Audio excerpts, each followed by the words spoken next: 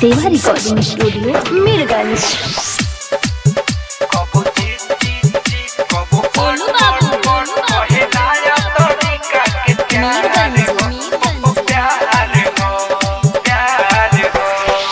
कुंडी लगाई के बत्ती बुझाई के, कुंडी लगाई के बत्ती बुझाई के, कमर में हमारा दर्द उठाई के, सखी बारह कसाई पतार हो मारे चीत चीत चीत कबो पट पट पट कहे नया तरीका के प्यार हो, मारे चीत चीत चीत कबो पट पट पट कहे नया तरीका के प्यार हो।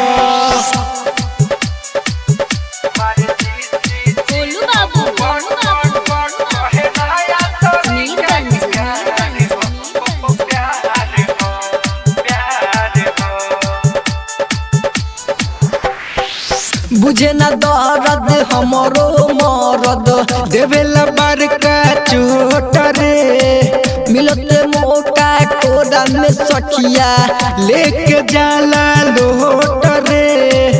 अरे बाप रे हर काम होइए सखी, बुझे न दर्द हमरो मरद देवेला बड़का चोट रे, मिलते मौका कोरा में सखिया लेके जाला लोट रे।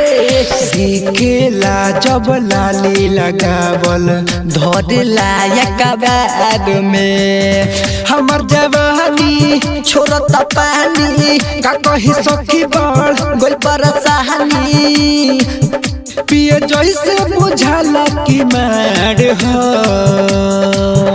मारे चीत चीत चीत कबो पट पट पट कहे नया तरीका के प्यार हो, मारे चीत चीत चीत कबो पट पट पट कहे नया तरीका के प्यार हो।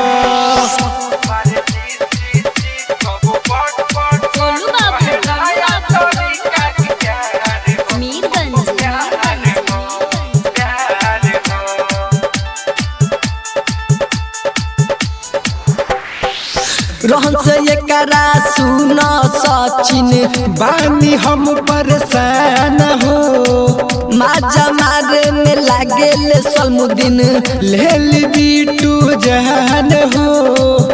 अरे बाप रे बही मारो ये सखी, रहन से एकरा सुन सचिन बानी हम परेशान हो, माजा मारे में लागेला सलमुद्दीन लेली मोहन जान हो। एके रात में 3 बार मुआना करेला विस्फोट हो, कलमुद्दीन दीवाना होके न माना सुनाए बिहिनित ज्यादा खाना, लगे टाइगर के देखी यार हो